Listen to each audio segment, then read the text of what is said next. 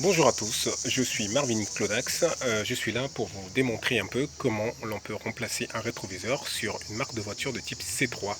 Voilà, donc il faut savoir que sur un rétroviseur de type C3, il faut se munir tout d'abord d'une clé de ce type. Voilà, ce genre de clé vous le trouverez généralement dans les fournitures de robinetterie type plomberie. Voilà, ce genre de clé vous le trouverez là-bas. C'est de diamètre 13 mm. Donc voilà, donc si vous voulez toutefois remplacer un rétroviseur sur une voiture type C3, c'est très simple, voilà. Tout d'abord, je vous montre comment le rétroviseur est présenté, voilà. Donc voilà, vous avez un rétroviseur type C3, elle est présentée comme ça, voilà. Vous avez cet axe-là, qui vous permet simplement de garder un alignement lorsque vous allez introduire le rétroviseur à son emplacement, voilà. Et cet alignement permet aussi de garder un certain équilibre entre le rétroviseur et la carrosserie, mais aussi ça permet aussi de maintenir un alignement, donc c'est-à-dire que le rétro doit être quand même droit lorsque vous allez resserrer, fixer votre rétroviseur. Voilà. Donc c'est simple, au départ vous avez voilà, la portière qui se présente comme ça, bien sûr, voilà. Donc l'idée c'est simplement de retirer, voilà, vous avez deux vis ici, ensuite vous en avez une un peu plus bas, ensuite il ne faudrait pas oublier que ici, au niveau de la poignée de porte, donc il se présente comme ceci, donc vous avez cette poignée de porte que vous avez dans ma main, donc du coup la poignée de porte elle se présente comme cela, et ensuite vous avez ce cache qui se met comme ça, voilà.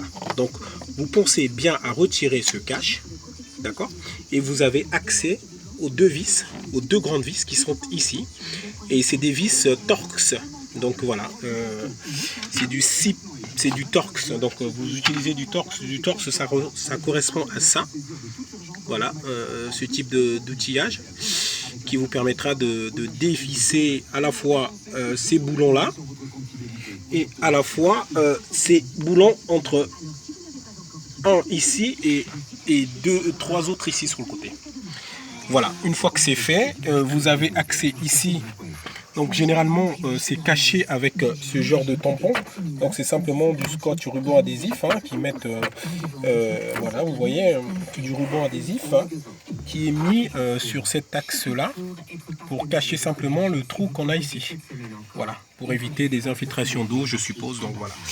Alors donc une fois que vous avez fait ça, vous vous munissez de votre fameuse clé que vous trouvez un peu partout dans les commerces, voilà, cette clé là qui sert à fixer les robinets d'évier, voilà, d'évier de cuisine.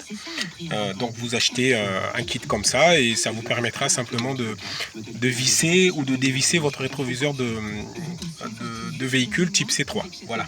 Donc après vous entrez votre écrou de diamètre 13 qui est ici. Voilà, vous avez un écrou de diamètre 13 que j'ai dans mes mains, que je vais déposer délicatement dans l'emplacement de la clé. Et ensuite, bon, ensuite j'ai juste à l'introduire tout en observant bien l'axe de mon axe de rétroviseur. Et j'ai plus qu'à serrer. Voilà, j'ai plus qu'à serrer et par-dessus tout, il faut que je maintienne mon rétroviseur droit de façon à ce que je puisse le serrer tout en gardant un angle droit par rapport à l'ensemble du véhicule. Donc voilà, c'est tout simple, tout le monde peut le faire. Le plus important, c'est d'avoir l'outillage adapté. Voilà. D'ailleurs, c'est vendu un peu partout dans les commerces. Vous demandez un jeu de clés pour fixation, robinetterie, évier. Il y a plusieurs tailles. Donc, si vous aviez un embout de 13 mm, ça vous suffira. Voilà. En tout cas, j'espère que ma vidéo vous a porté satisfaction à votre demande. Et à très prochainement sur d'autres vidéos. Et n'hésitez pas à m'envoyer vos besoins. À très bientôt. Ciao.